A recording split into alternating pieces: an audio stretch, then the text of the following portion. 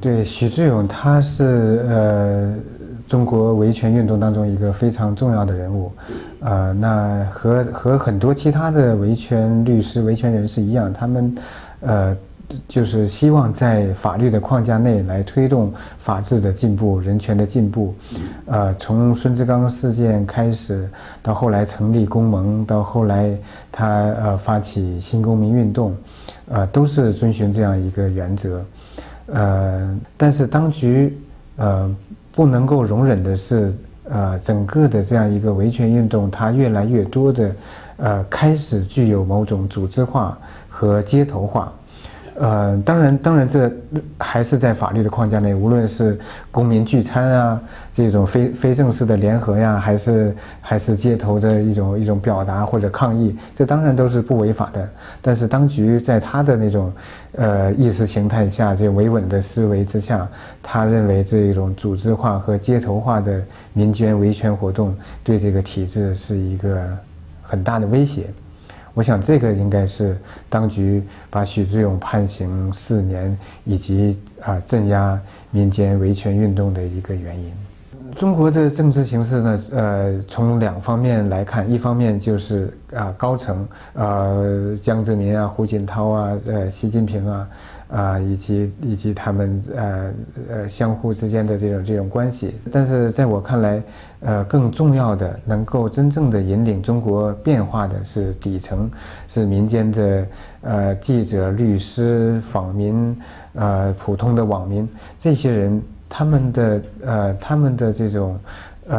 对权利的诉求、对自由的这种呼吁越来越强烈。那当局他如果他不想放弃这样的体制，如果他不想放弃这个特权利益，他就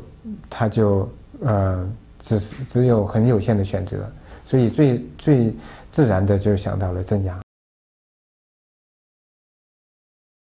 新公民运动，它可以看作是中国维权运动的一部分啊。那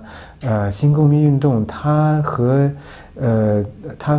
原来的这种政治反对活动不太一样啊。原来尤其是在互联网出现之前，这种民间的反对啊，比如说秘密阻挡啊，当然他们非常非常勇敢，他们对中国的民主化也有很大的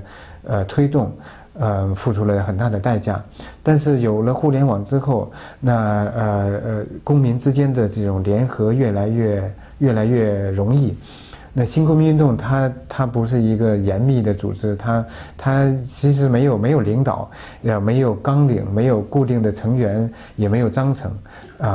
那这是一种多中心的那这样的话，哪怕把许志永、丁家喜这些活跃分子都抓进去，他仍然无法让整个的新公民运动彻底偃旗息鼓。那据我所知，从许志永、王功权所有这些人被捕之后，这个公民聚餐活动在很多地方都没有停下来。虽然可能更规模稍微小一点或者更低调一点，但是这个活动没有停下来。所以在我看来，如果中国人民对于权利和自由的这个要求不会放弃的话，那新公民运动也不会停下来。整个的中国的这个维权运动，它也会在这种严厉的打压的环境下不断的发展，不断的成长。